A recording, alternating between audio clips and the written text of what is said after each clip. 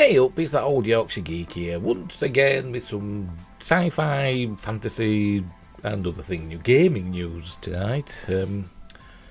So let's get on with it. It's a bit wild and windy here in Yorkshire tonight. I think Storm Dudley they're calling this one. So it's a bit wild, so if you hear any blowing out noises outside, then it's that. The house falling down.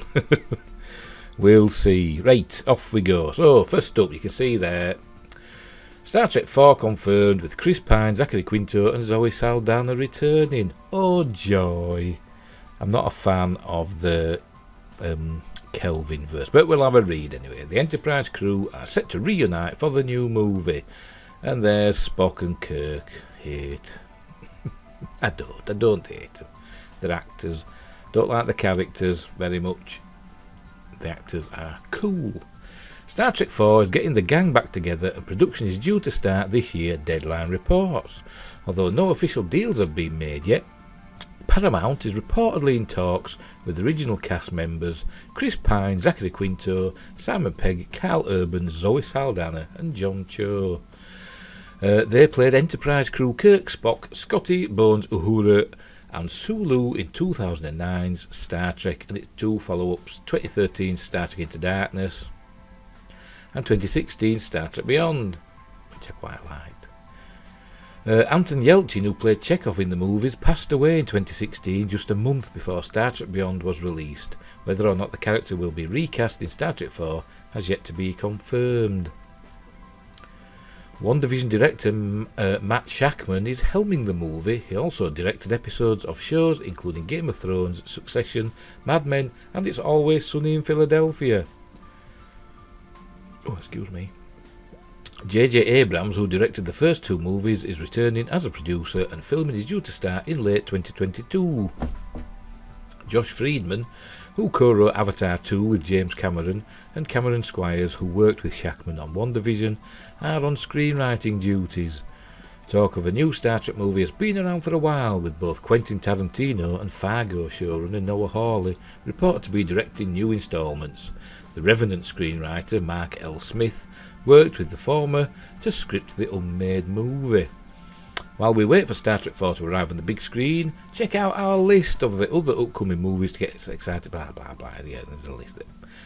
The links will be in the description below as usual, and then so if you want to look at that, feel free. But we're not doing it now because we've got too much to get through tonight.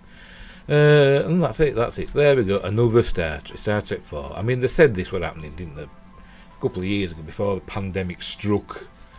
And like they said with Quentin Tarantino and then Noah Hawley. Quentin Tarantino said these were going to be R-rated and all that, didn't he? But it never happened, and we'll see if this one happened. I mean, they said they've got this Matt Shakman chap. And I quite liked WandaVision, apart from, you know, the last few episodes, the last couple of episodes, whatever, when she went doolally. But up to then, I quite enjoyed it, because I'm a bit of a simp for Elizabeth Olsen. And what can I say?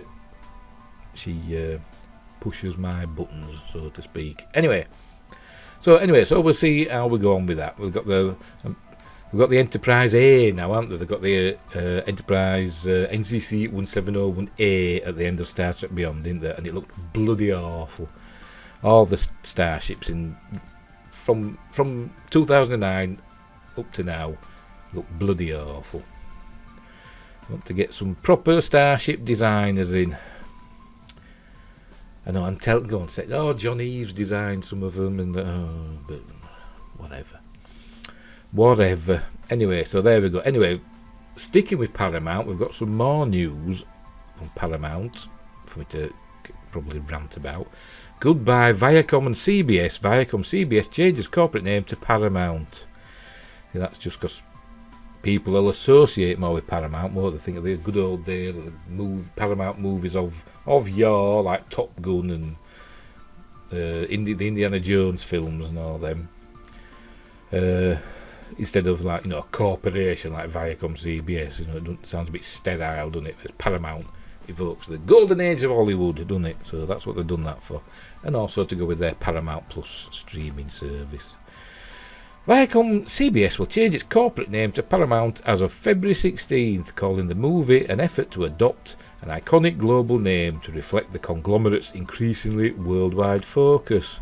The company shares will trade on the Nasdaq index under the ticker symbol PARA for Class B common shares, PARA A for Class A common, and PARA P for Class A preferred. The moniker makeover was announced Tuesday by Viacom CBS chair Shari Redstone and President CEO Bob Bakish. In a memo to staffers, the news came the same day that Viacom CBS hosted a nearly 3-hour investor presentation to tout its global streaming strategy and plans for expanding the Paramount Plus streaming service and other businesses in the US and abroad. CBS is a foundational name in broadcasting. The Columbia Broadcasting System launched dates back to 1927 and the early days of commercial radio. The I name, it's an I in its logo, the I name will endure on the broadcast network and other existing assets. As Paramount, our name will reflect who we are, what we aspire to be, and all that we stand for. It will help advance our strategy of harnessing all our strength and breadth in building the businesses of tomorrow. It will capture the collective power of our global assets from our amazing brands, CBS, Showtime, MTV, Comedy Central, BET, or is it BET? I don't know, I don't watch it. Nickelodeon, Smithsonian, Paramount Pictures, Paramount Plus, Pluto TV, and more. Pluto TV, where you can see in the UK new episodes of Star Trek Discovery. Join the dozens of other people watching it. To our global reach and our diverse audiences, all of which adds up to Paramount being the preeminent home to producers of the world's greatest content, Redstone and Bakish wrote.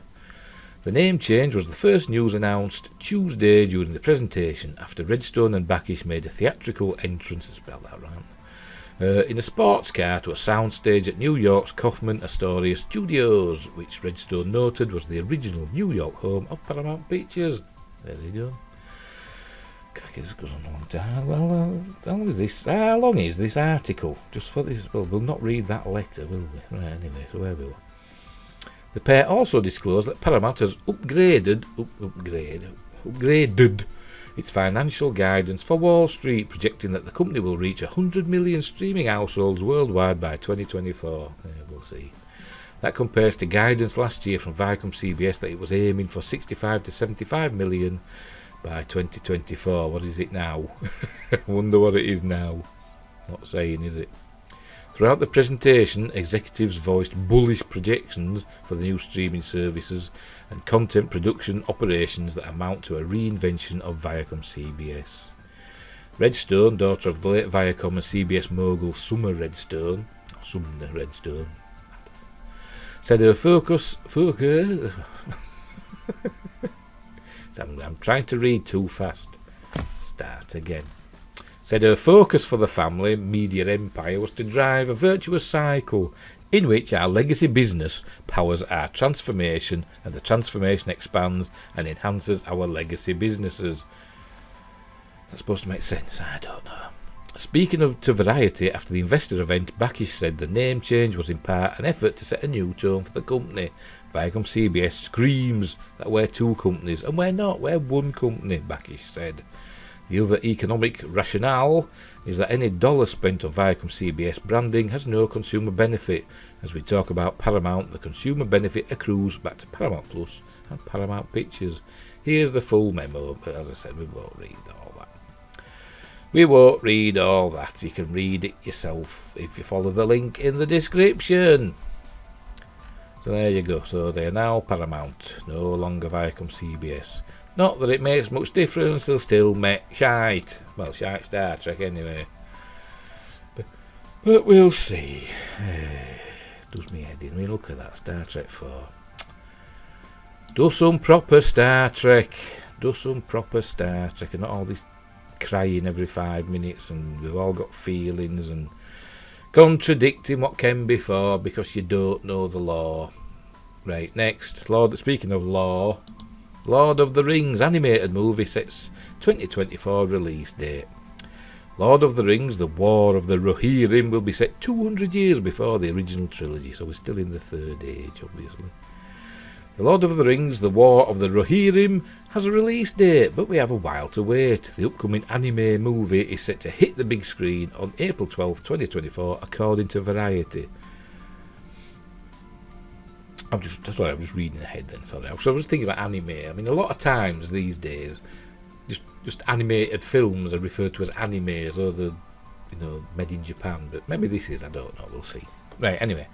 Set roughly 200 years before Peter Jackson's original movie trilogy, The War of the Rohirrim will explore the blood-soaked era of the mighty king of Rohan, Helm Hammerhand, and the story behind the fortress of Helm's Deep. I'm just going to say that.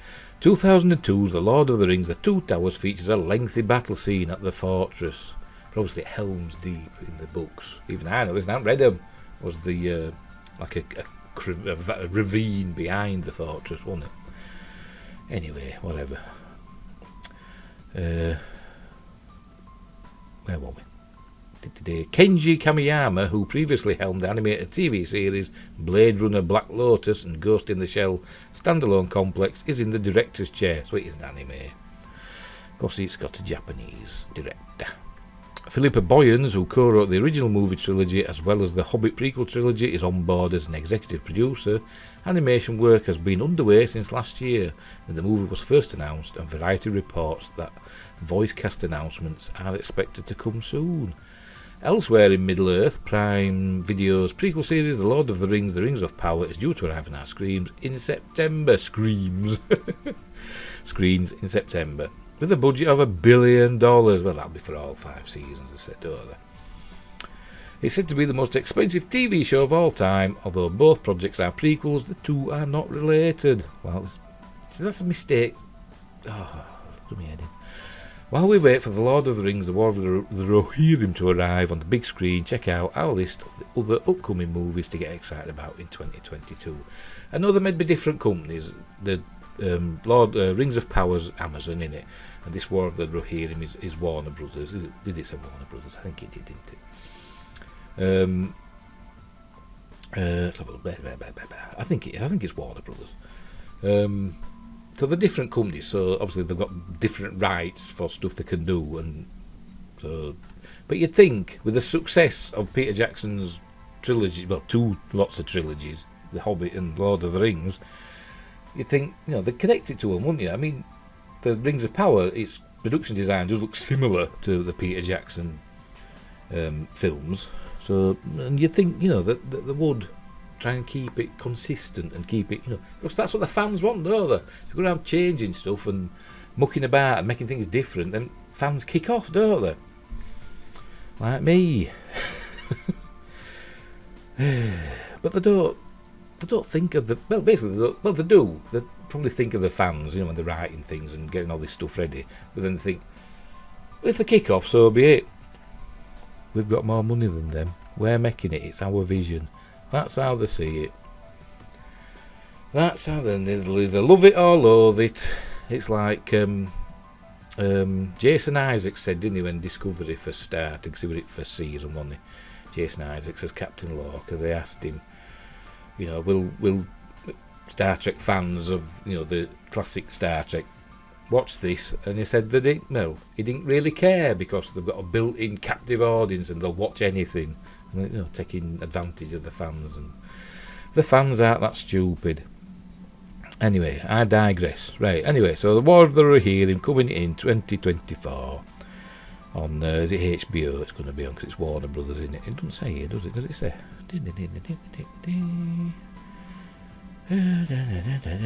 On those big screens, it's coming to pictures. I thought we were on HBO Max.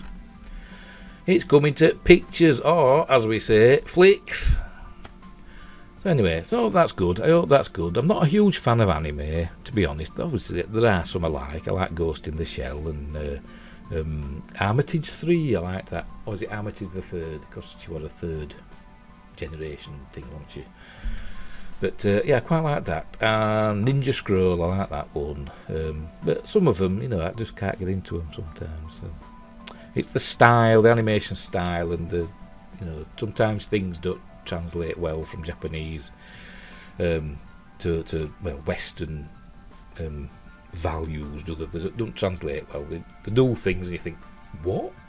But it's normal, obviously, for a Japanese person to do all this stuff or act in a certain way. I'm not criticising, I'm just saying that's the way it is. I'm waffling. Right, so that's that one. Anyway, next up, there we go. Mandalorian. There we go. There he is looking. What's the real BBC from yesterday? Az does something amazing with Baby Yoda.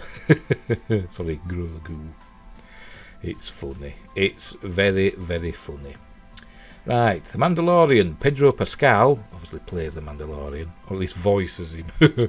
Briefly talks about the third season. Pedro Pascal's provided a brief update on what viewers can expect from the third season of The Mandalorian, following his character Din Djarin and his buddy Grogu's surprisingly early reunion in the Book of Boba Fett. Oh yeah, because end of season 2, baby Grogu was off with Luke Skywalker, wasn't he? Spoilers if you haven't seen it. And you thought, oh, that's it. So they're going to be separated now for a while, and everybody thought, oh, right, Mandalorian, I'll go back to Mandalore with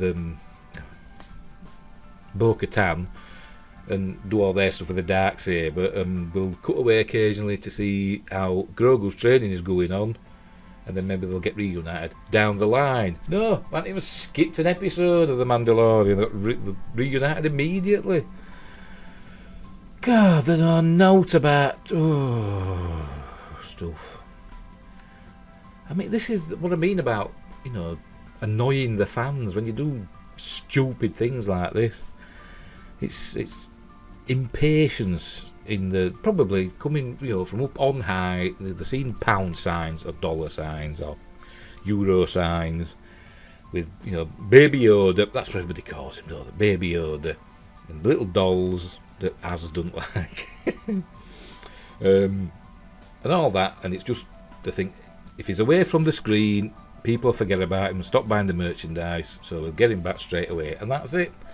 That's all it is. Anyway, rant over. If you're expecting Pascal to give away anything mind-blowing about the third season, which is still filming, then lower those expectations. The update that he's provided is one that won't be getting him targeted by Lucasfilm's sniper droids for giving too much away. While talking to the German magazine Neelix, it's on Star Trek Voyager, isn't it? Hat tip screen rant. He gave the usual talk about how much he enjoys the story he's the star of, but he also noted that the next season will introduce a number of characters new to the series. Oh, this is two sentences we got off him. Okay, there will be some familiar faces and there will be a lot of new faces. In addition, there is again a lot of action and a really great story.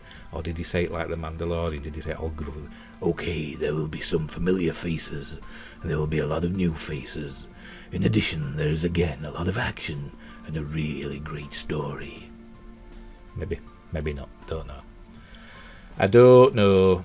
Will these new characters join the likes of Ahsoka Tano and Cad Bane by having previously appeared in animated shows, now making a big jump for a live-action debut?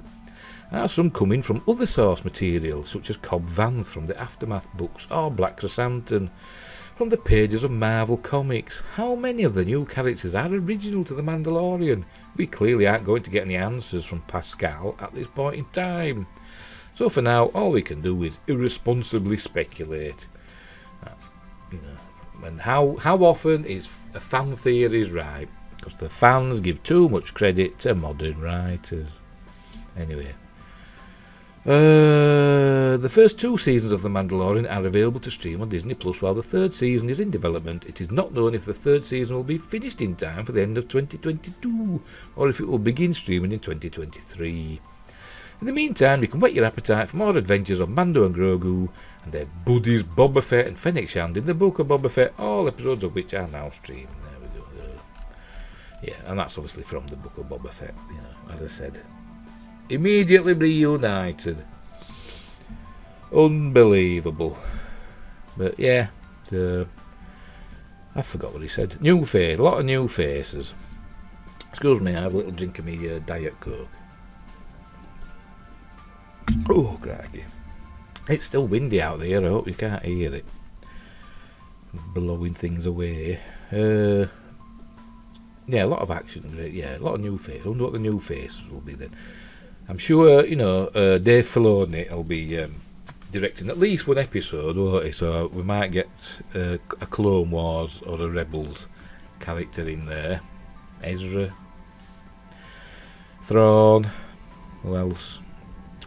Who else could we get? Who were in Clone Wars that might still be alive? Well, Captain, there's Rex in there, and who else? Who else is still knocking about?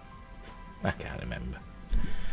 But Rex is still knocking about, isn't he? He'll be a bit old now, though, won't he? But he were in officially canon. He were in Return of the Jedi, wasn't he? He was one of the rebel troopers, soldiers that went to Endor.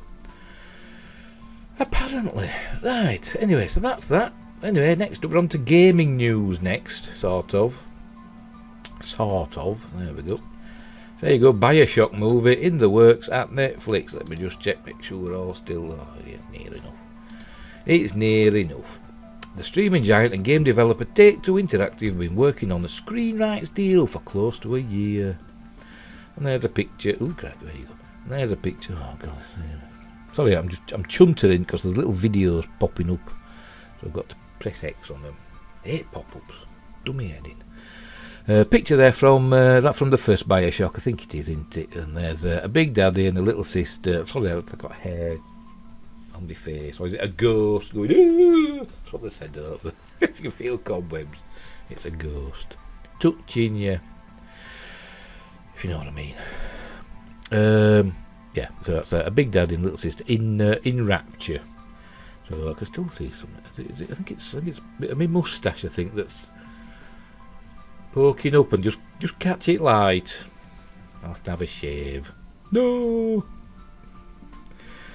Anyway, let's read. Right, video game franchise Bioshock is getting another shot at a film adaptation, this time via Netflix. Another shot? Has it been done before? We shall see. The streaming giant has partnered with Take-Two Interactive, the game's parent company, to develop a potential cinematic universe. Oh, God. Vertigo Entertainment and Take-Two will serve as producers. No writer or filmmaker is on board at this time. The partnership deal has been in the works for almost a year. Oh, right. So basically, they just said, we're doing the Bioshock film, and that's it. In development. That's all. They've just got it written down on a bit of paper. Let's do a Bioshock film. Tick. That means it's in development. Released in 2007 from 2K Games, a subsidiary of Take-Two, the first-person shooter game featured a crumbling underwater city named Rapture, its society fragmented in a civil war with many inhabitants addicted or using a genetically enhancing serum that gives people powers while also living in fear of big daddies, mutated humans who have been merged with diving suits. Into this world is dropped the game's protagonist, Jack, a survivor of a mysterious plane crash in the Atlantic Ocean. The game sold millions since its initial release and was followed by 2 game sequels, Bioshock 2 and Bioshock Infinite, which expanded the dystopian landscape as it combined action, sci-fi and horror. The title continues to find itself on lists of best video games ever created. Yeah, it's good, it's first one. I enjoyed the first one. Hollywood came a-knocking almost immediately with a feature project set up at Universal and the Pirates of the Caribbean director Gore Verbinski attached to helm. Oh yeah, I remember that. Yeah, now it mentions it, yeah. I remember reading about that back in the day. But very soon after, 2 issues arose that would follow the project for the next decade. Budget and an R rating. Verbinski and subsequent filmmaker Juan Carlos Fresnadillo butted heads with the studio, even getting as close as being months from shooting one iteration, until finally the game's makers pulled the plug. Video game adaptations have done very well for Netflix, none better perhaps than The Witcher, a fantasy series fronted by Henry Cavill. It's one of the top rated titles on the streaming platform and has a spin-off and an anime movie in the works, and that's it. And I still haven't got round to watching The Witcher. Actually, I'm lying. I watched the first episode. Didn't blow me away, so I haven't watched the rest of it. But people keep telling me it's good. And then other people say it's not very good. Well, season 2 anyway. But I've still not watched season 1. But anyway, we're on about Bioshock. So there you go. They're making a film. Or they hope to be making a film. But there's no writer or director attached. So anything could happen. But, you know, if they do it, they've really got to go with an R rating, particularly if they're going to have big daddies and them big drills. Can you see that on the screen? Yes, you can. Big drills that, you know, they're not pretty when they're in action against flesh and blood. And obviously the, what they call splicers, the people that enhance themselves with, you know, serums and stuff, they're not pretty to look at. And, you know, a version of Rapture done in, you know, modern CG and stuff like that will look cool, won't it? Because the game, you know, when it came out, it was groundbreaking, but I think if I played it now, I haven't played it for ages, so it might not hold up, you know, amazingly well. Because 2007, it's, how long was that? It's 15 years ago, isn't it? So, you know, it's 15-year-old graphics. I'm sure it still looks good. I'm sure it still looks good. And I did enjoy it. I wanted to keep on Bioshock 2 because it got a bit repetitive for me and I never finished it. I got fed up of playing it. And Bioshock Infinite, I think I got stuck on that. I'm not the best game player. I think I might have got stuck. Or I just might have got bored playing it. I do that. I get part way through games and I get distracted and stop playing. So that's that one. Right, and the last story for tonight, where are we? Is another gaming related story. Lara Croft statue lands in London ahead of immersive Tomb Raider experience. Lara Croft is an icon who transcends generations, somebody said. There we are, Camden Market. Camden Market! And there's Lara. Obviously, that's, I don't know what iteration this is. You know, what it's based on, but, you know, very fair enough, it's very good. Although there's a couple of things that could do to be a bit more pronounced. But anyway, a statue of Lara Croft has been unveiled in Camden, London, ahead of the launch of Tomb Raider The Live Experience. Tomb Raider The Live Experience launches April 1st. Well, hopefully it'll be not an April Fool's joke. Or people will be cross. And sees teams of 8 people explore a 30,000 square foot destination within the famous stable market in Camden. According to the website, Tomb Raider The Live Experience will take adventure seekers on a journey to join Lara Croft on her pursuit to recover a powerful artifact that has fallen into the hands of a dangerous enemy. Your mission to save the world. Escape a sinking ship, explore the jungles of Costa Rica, discover an ancient tomb, work through environmental puzzles, and battle a secret order as this new adrenaline-fueled attraction, complete with beautiful scenic worlds, live actors and characters from the Tomb Raider franchise, comes to life. And there's a tweet about it. Lara Croft lands in London, and I have another picture of it. I think they've merged the so like classic Lara with the you know, the reboot Lara, haven't they? I think it's a bit of a combination of the two. The 9-foot statue, because obviously the classic Lara was, you know, quite well endowed, wasn't she? And the up to, like, you know, Star Trek and Underworld, and then from the 2013 reboot onwards, she was more modestly endowed. But anyway. There we go. The 9-foot statue features design and... Oh, yeah. Tell you. I should read ahead, really, shouldn't I? I shouldn't waffle. The 9-foot statue features design elements from across the 25 years of Tomb Raider's history. Tomb Raider The Live Experience has been created by Little Lion Entertainment, the team behind the Crystal Maze Live Experience, in collaboration with Crystal Dynamics and Square Enix. Tom Leonetti Maguire, CEO and founder of Little Lion Entertainment Limited, said this experience is a game changer for live experiences. To be working with Crystal Dynamics and Square Enix is an honour, and even more special given its marking the 25th anniversary of the franchise. There's the statue again. It's a nice statue, and that fella's having a good look at Lara's bottom. The dog couldn't care less. It's Camden Market, but it looks a bit like where I live up in Yorkshire. But it's not, because it's Camden. Anyway, there we go. Unique doesn't even begin to describe how much this legendary explorer's experience is going to take people's breath away. We make our guests the stars of the action, and what a wild time they are in for here, Leonetti Maguire added. Dallas Dickinson, that's a right name, isn't it? The Tomb Raider executive producer at Crystal Dynamics added, Lara is an icon who transcends generations, so we know that fans of all ages will run, jump and swing at this chance to save the world alongside their hero, Lara Croft. Tickets are currently available to purchase here from May 2022 till December, priced at £77 per person. Tell you, I was on about yesterday, wasn't I? That Jerry Anderson concert, that's 38 quid. Tell you, when I went to concerts when I was a young'un, it was like a fiver. 7 quid, 7.50 at most for a ticket to a concert. I know this isn't a concert, it's an experience, isn't it? But even now though, I think concert tickets are more than £7.50. My first Donington I went to a music festival, with loads of bands on.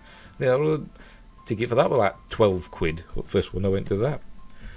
So not that now.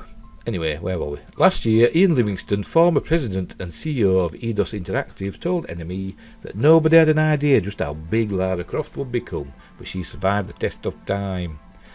Lara Croft is an iconic character and she will inevitably go on. All I say is, long live Lara, he added. And so say we all, because who don't like Lara Croft, Lovely, lovely Lara, as we used to call her, me and my mate. So there you go. So I hope that does well, and I bet it's jolly fun. I wonder if they've got like an actress playing Lara Croft then for this experience. I mean, it suggests that they do, don't they? But it doesn't say who it could be. And does she look like Lara? We shall have to look. Shall we have a look? Let's look it up. So we'll go in there. We'll open a new thing. We'll Google, and then I shall type in. Oh God, here we go. I can't even type Tomb Raider. See, have it bloody thing. See, you're seeing me typing abilities, and I can't see for thing. Tomb Raider live experience. See, I'm in caps now. Look, oh, never mind. Let's have a look. I'm not pressing ones that say add next to it. Oh, there we go. So I'll press that. Ooh, we use cookies, don't you all? Book tickets now. Is that it? Oh, no, sorry. Right, the experience. Let's see if it tells us. Does it tell us out? The experience. Let's have a look. See if there's any pictures or all like that. Start in Finland. Well, you get the instructions from Lara. So there must be somebody playing Lara. I wonder if she looks like her. Then you're on a sinking ship. Then some sort of cave. Then in a jungle, then in a Tomb Raider, and that's it. And there's no pictures. Well, maybe they haven't cast it yet, because it said you can't book until May, can you? So maybe it's not. Maybe it's not being cast yet. It's all just still in the works. Right, we'll get rid of that then. We do. Yeah. So that's it. That was my last story for tonight. So what we'll do, we'll get rid of that. Yep, that's it. Quite a few stories, but short and sweet. So, of course, they weren't super long ones, were they? So, we'll leave it at that until tomorrow. I'm sure there'll be some more news. Obviously, the big news, for me anyway, is Star Trek 4. Kelvin vs. Star Trek is on the way. We'll see. Just wish they'd just make some proper Star Trek instead of mucking about with it. Well, they're not mucking about with it. It's Star Trek for the future, modern audiences. Oh, shut up. It ain't. It's quasi Star Trek. But whatever. I'll get angry and I'll fume, and no good shall come of it. So we'll leave it there. And that wind sounds to have dropped a bit now. Thank goodness. It was a bit. It was blowing down chimney. I thought I'm going to blow chimney stack down, but it hadn't done. Anyway, right. So I'll leave it there till tomorrow. I'll see thee.